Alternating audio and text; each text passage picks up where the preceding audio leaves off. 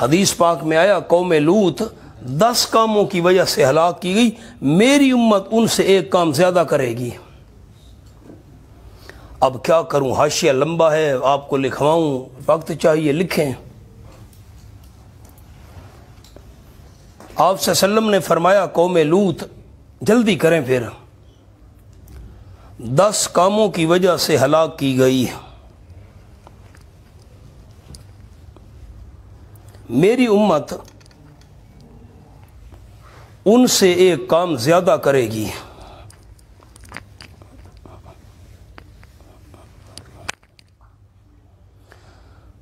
اب میں آپ کو وہ 10 کام لکھواتا ہوں، پھر 11واں بھی لکھواتا ہوں۔ نمبر 1،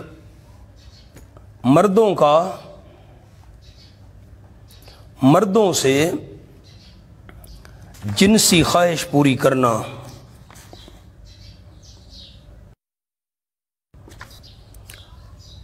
نمبر 2، غلیل مارنا، او کھباڑی چپا کے غلیل مارنا۔ نمبر 3، کنکر مارنا، کوئی مسافر گزرتا نا، کنکر وٹا ٹھوک گیا، اور کسی کو ہم نہیں مارتے نا، کتا جا رہا ہے تو وٹا چاہ کے ٹھا کی جا، کوں کوں کوں کوں کوں کوں، وٹا ٹھوک گیا، یہ خواہ مخواہ کنکر مارنا۔ نمبر 4، کبوتر بازی۔ نمبر 4، کبوتر بازی۔ نمبر 5، دف بجانا، ڈھول ڈھمکے۔ نمبر 6، شراب پینا۔ نمبر 7، داڑھی کاٹنا۔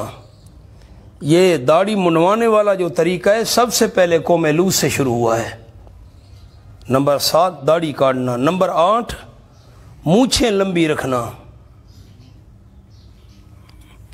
مول صاحب تساں کیوں پریشان تھی، تواڈیاں تو وڈیاں کو نہیں، او مچھاں جی میں سکوٹر دیاں بریکاں، موٹر سائیکل دیاں بریکاں نہیں ہوندیاں، مونچھیں لمبی رکھنا۔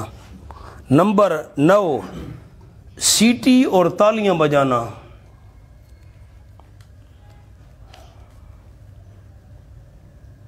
یہ سیٹیاں تے تالیاں نہ رواج ہی انہاں تو شروع تھیا نے، ہاں۔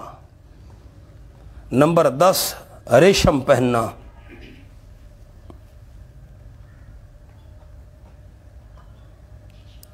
آگے لکھیں، اور میری امت ایک کام زیادہ کرے گی،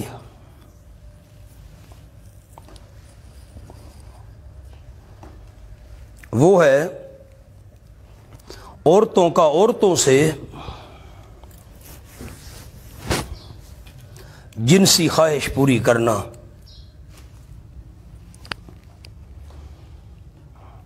بس وہ 10 کاموں کی وجہ سے ہلاک کی گئی، میری امت ان 10 کے ساتھ ایک اور بڑھائے گی۔ یہ 11واں بھی آپ کو لکھوا دیا۔